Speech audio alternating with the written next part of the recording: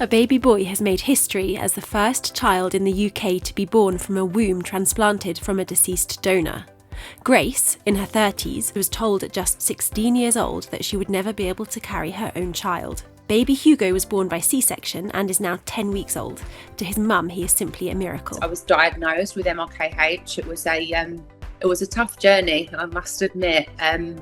A very sad journey, I think, especially seeing a lot of friends and family growing up and having kids around me.